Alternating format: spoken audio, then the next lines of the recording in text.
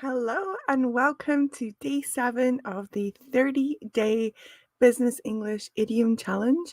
I am excited to get started today on looking at idioms related to responsibility. And I would love to start by asking you a question. Where in the world are you watching from? I know I've asked that before, but it's one that I genuinely enjoy hearing the answer to. If you are going to watch live, if you're going to join in on the live, please go ahead and respond. And if you're watching on the replay, same thing, join in with the questions, especially practice the sentences.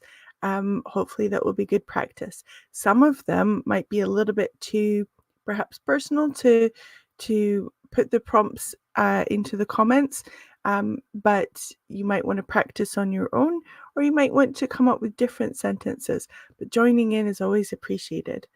As you know, an idiom is an expression that holds a different meaning to its literal meaning. You need to learn it.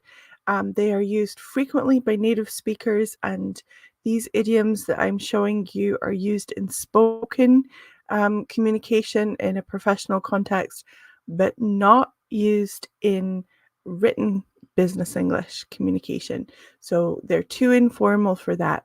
And I really would love if you would consider noticing how native speakers use them. We don't use them all at once. So I'm going to show you them all at once, but that's not how they would be used. So they're used very sparingly, just a little bit at a time. Okay, we're going to look at the ball is in your court, call the shots, make the call, step up to the plate, and be in the driver's seat. And we're going to look at them in context, first of all. And I just really want you to think, have you heard this idiom before? Or have you heard that idiom in a different context? And if you've heard them before and you kind of know what they are, that's an idiom that you really want to focus on because you know that it's going to be useful for you. Just a reminder that we're looking at them all at once, but that's not how they would be used. This is just for an example, so that you can get a feel for them. Okay, here we go. In the wake of criticism about the company's improper waste disposal practices, the PR team had been working hard to decide how to handle the media. Okay, just very quickly, in the wake of something means the wake of a boat is the waves behind the boat. So in the wake of something means after something negative has happened, you're dealing with the impact of that. So in the wake of criticism, in the chaos and crisis that came from the criticism. Okay, the next paragraph, it says, "The ball is in your court, Kate," remarked the CEO during an emergency meeting, urging the head of PR to take decisive action. "We need to call the shots and get ahead of this conversation about how we caused pollution." Kate, feeling the weight of responsibility, knew she had to step up to the plate and make the call on how to address the scandal. "We can put ourselves in the driver's seat here by being honest," she declared to her team. "It's important to admit our mistakes, but let's take control of the narrative," and that means control the conversation, control the story, control how things are presented. "Let's take control of the narrative by releasing a statement about how we have made changes to make sure this never happens again." Excuse me, just take a drink of water. Okay, so we have all of the idioms all at once. You kind of get a feel for them. We'll read this again at the end, and hopefully it will make more sense. We'll go through it in a little bit more detail. But we're going to start with the ball is in your court. And I'll give you 2 examples. "I've done all I can. Now the ball is in your court." And the second one, "After reviewing the contract, the ball is in their court to decide." So this, I would assume, comes from tennis, where you hit the ball back and forth into different sides of the court. have a think. What do you think that would mean? Welcome, those of you that are on the live. It's good to see here. Welcome, welcome. I see we have a comment saying from Bangladesh. Welcome. Okay, what does it mean? The ball is in your court. It means it's your turn to take action or make a decision. You are in control of the decision-making process. You have the ball in the game. So the decision is yours. It's up to you. It's your move. It's your call. Here's a question for you. Have you ever interviewed for a position where you felt like the ball was in your court throughout the interview? I know I certainly have. As a teacher, there's been certain situations where I really felt like I had the right experience, the right qualifications, and there was a bit of a teacher shortage. And it was almost a very strange situation of I was considering, and do I want to work here? Which is the best situation to be in an interview. So if I am considering, would I like to work here? Then I really felt like the ball was in my court. I've definitely had situations where I felt like the ball is not in my court and it's not my decision, and I'm trying to to get to a situation where I can be considered for the job. Of course, I've had that as well, but one or two times in my life, it's been a situation where, oh, I feel like I have a good chance here. The ball is in my court as to whether I want to decide to take the job. So have a think about it. Have you ever had a situation, maybe not even in that context, you could use it in a different context, but I would encourage you to go ahead in the comment section and practice using it. The ball is in your court. Okay, to call the shots. I think, if I am not mistaken, this comes from the world of film directing. And well, anyway, I'll give you the examples. I know you don't see eye to eye with her, but as the project manager, she gets to call the shots. Okay, if you were watching, I think yesterday it was we covered this one. To see eye to eye means to agree with someone. So saying, I know you don't agree with her, but as the project manager, she gets to call the shots. Okay, second one. Who calls the shots in your department? It means to be in control and to make important decisions. So we can talk about being in charge, making decisions, being the boss, and we can call the shots in or on something. So I am calling the shots in this situation or in this meeting, or oh, you'll have to speak to Jane. She is calling the shots on this project. So in or on. Okay, here's a question for you. How do you feel about calling the shots in a team setting? If I have to call the shots, I often feel really confident if I know the team well. It definitely depends on who I'm working with. And if I have to call the shots, then I obviously like to collaborate with people, and like it to be clear that that's what I should be doing. There's nothing worse than being in a situation where you're trying to call the shots, but it's not really clear who should be in charge. That's a terrible situation to be in. Okay, to make the call, we might need to let some people go. We need someone from accounts to make the call on this budget issue. Okay, to let some people go. If you let people go, it means you dismiss them or you fire them, um, or they are perhaps given a redundancy, which means their job is made redundant, which means that the job is no longer needed and they're removed from the position but given a package. So letting people go in that context would mean that the company is downsizing.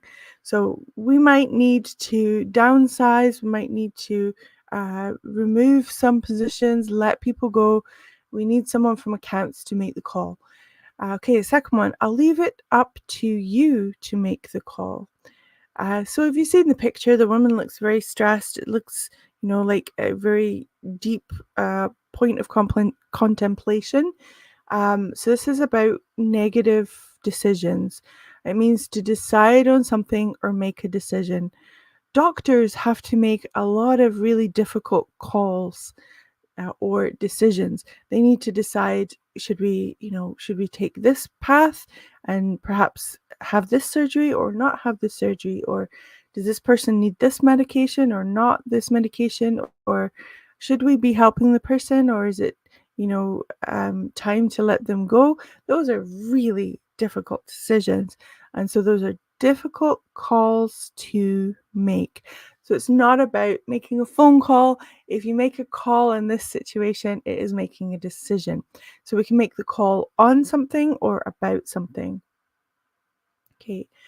Do you prefer to make the call yourself or to collaborate with others? So it's kind of the same um, as calling the shots. It's the same to make the call, very, very similar. Okay, to step up to the plate. How did Jane get promoted so fast? Well, when her manager quit and left the same day, she happened to really step up to the plate. We need someone to step up to the plate and lead this initiative. Step up to the plate means to take responsibility, especially when it's needed. So there is a situation where somebody needs to say, I'll do that, be proactive. And so stepping up to the plate is um, taking on that responsibility. And this comes, I believe, from baseball, which is, you can see the plate in the image there. When you step up to the plate, it's your turn to play in the game. So it's your turn to take on the responsibility of being involved. So we can talk about taking charge, taking responsibility, taking the lead, step up to the plate for a situation in or over a topic, but it means take responsibility. What motivates you to step up to the plate in challenging situations? Have a think about that, and I would really love if you practice in the comments and perhaps describe a personal or professional situation. I really feel motivated to step up to the plate when I know that it will make a difference and I've got an opinion to offer, for example. Okay, to be in the driver's seat. She's really in the driver's seat in her department now that she's been made project lead. When it comes to this renovation project, I want to be in the driver's seat. Okay. It means to be in control or in charge of a situation. If you look at the image, there's a choice between a donut and an apple. I like to eat both. I think life should be enjoyed, and a little bit of a few sweet treats is not a bad thing. But I included this picture because you are in the driver's seat in terms of your nutrition. Day to day, I'm not eating donuts because I'm in the driver's seat and I make hopefully sensible choices. But that's a good example. If it's your life, your body, you are in the driver's seat as to which foods you eat. So you are in charge, you've taken the lead, you are in control in that situation. So to be in the driver's seat means to be in control, to be the one calling the shots. So we can be in the driver's seat on or for a situation. How do you handle being in the driver's seat during high pressure projects? What makes a difference for you? Okay, we've gone through all of them. And I'm just going to actually flip right back to the beginning where that same extract was, but it's just a little bit easier to see it. There we go. And we're going to read it again, and I'm going to stop and explain them as we go along. And hopefully it will be much clearer and you'll see the impact of having learned the idioms. Okay. In the wake of criticism about the company's improper waste disposal practices, so the company's been getting rid of, waste product in a way that is polluting, that's harmful. So it's a scandal. They've been doing the wrong thing. So in the wake of that, the PR team had been working hard.